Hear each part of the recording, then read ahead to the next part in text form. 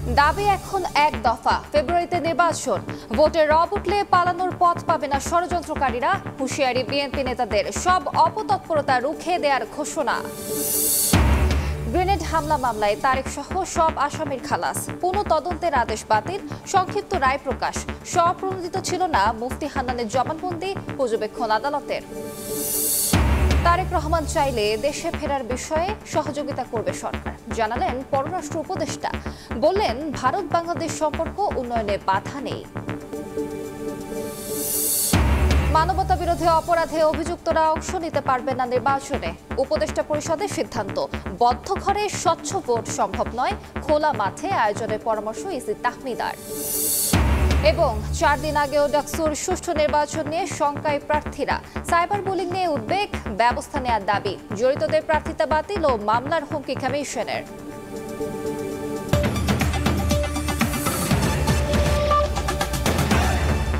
প্রবাসী সময়ের সঙ্গে আছি আমি আলিশা ইসলাম।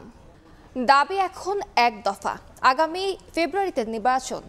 এমন মন্তব্য করে বিএনপি নেতারা বলেছেন, ভোটের রব উঠলে ষড়যন্ত্রকারীরা পালানোর পথ পাবে না। তারেক রহমানের দেশ পরিচালনার দায়িত্ব পাওয়া ঠেকাতে নির্বাচন নিয়ে ষড়যন্ত্র চলছে দাবি করে দলটির নেতারা বলেন, কোনো চক্রান্তে ভোট বানচাল করা যাবে না, সব অপতৎপরতা রুখে দেওয়ার হুঁশিয়ারি তাদের।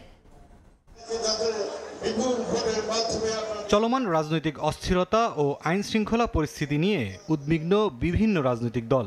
এই পরিস্থিতি থেকে উত্তরণের একমাত্র পথ হিসেবে দ্রুত নির্বাচনের দাবি জানিয়ে আসছে বিএনপি সহ অন্যান্যরা। বিএনপির ৪৭তম প্রতিষ্ঠাবার্ষিকী উপলক্ষে বিকেলে কেরানীগঞ্জ দক্ষিণ উপজেলার আলোচনায় যোগ দেন দলের স্থায়ী কমিটির সদস্য গয়েশ্বরচন্দ্র রায়। বলেন, পুরো দেশে নির্বাচনের রব উঠলে ষড়যন্ত্রকারীরা পালানোর পথ খুঁজে বেড়াবে। নির্বাচনের স্লোগানের মধ্য দিয়ে জাতিকে ঐক্যবদ্ধ করেন। আজকে যদি নির্বাচনের জোয়ার তুলতে পারেন, তাহলে সেই জোয়ারে সকল ষড়যন্ত্র ভেসে যাবে। তাই এখন তো একটি দাবি, নির্বাচন যথাসময়ে চাই। আমাদের নির্বাচন হবে। এদিকে সকালে প্রেস ক্লাবে নার্সেস অ্যাসোসিয়েশন অব বাংলাদেশের 22তম প্রতিষ্ঠাবার্ষিকী উপলক্ষে আলোচনা সভায় বিএনপির ভাইস চেয়ারম্যান শামসুজ্জামান দুদু বলেন, নির্বাচনে বিএনপিকে বাধা দিতে এবং তারেক রহমান যেন দেশ পরিচালনা করতে না পারেন সেজন্য ষড়যন্ত্র চলছে। কেউ কেউ বিএনপিকে ঠেকানোর জন্য তারেক রহমান সাহেব যেন আগামী দিনের নেতৃত্বে, মানে দেশ পরিচালনার নেতৃত্বে না আসতে পারেন, প্রধানমন্ত্রী না হতে পারে, এই বিবেচনায় ইলেকশন বন্ধ করতে চান। এদিন জন অধিকার পার্টির আলোচনা সভায় অংশ নেন বিএনপির স্থায়ী কমিটির সদস্য আমির খসরু মাহমুদ চৌধুরী। বলেন, যারা ভোট বর্জনের কথা বলে তাদের ভিন্ন উদ্দেশ্য রয়েছে। যদি কেউ বলে যে আমাদের এই দাবি না মানলে আমরা নির্বাচন করব না অথবা আমরা আন্দোলন করব, এটা হচ্ছে অগণতান্ত্রিক, এটা শেখ হাসিনার চিন্তার প্রতিফলন।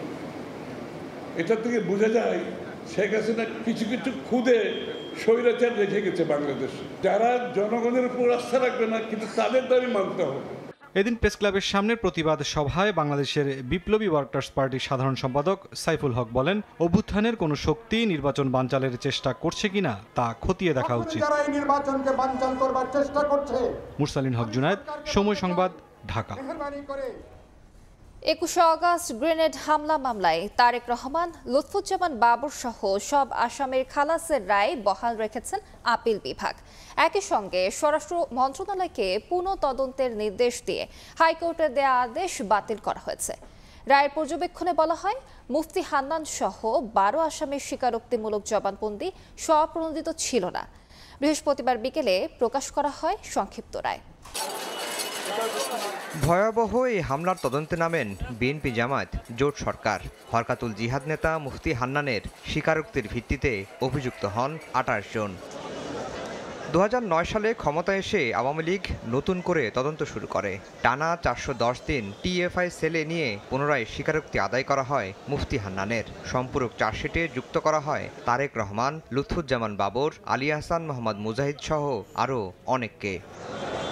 আলোচিত এই মামলায় 2018 সালে বিচারিক আদালত ফাঁসির দণ্ড দেন বাবর সহ 19 জনকে। যাবজ্জীবন হয় তারেক রহমান সহ আরও 19 জনের। কিন্তু 2024 সালের 1 ডিসেম্বর ওই রায় বাতিল করে দেন হাইকোর্ট। বৃহস্পতিবার সর্বোচ্চ আদালতের রায়ে চূড়ান্ত পরিসমাপ্তি হলো। মুক্তি মিলেছে তারেক রহমান, লুৎফুজ্জামান বাবর সহ সবার। জনাব তারেক রহমান সাহেব সহ অন্যান্য যারা আছেন তারা এই মামলা থেকে বেকসুর খালাস এবং এই মামলায় আর কোনো সাজা কারো নাই। জনাব তারেক রহমান সাহেবকে অন্যায়ভাবে এই মামলায় অন্তর্ভুক্ত করেছিলেন।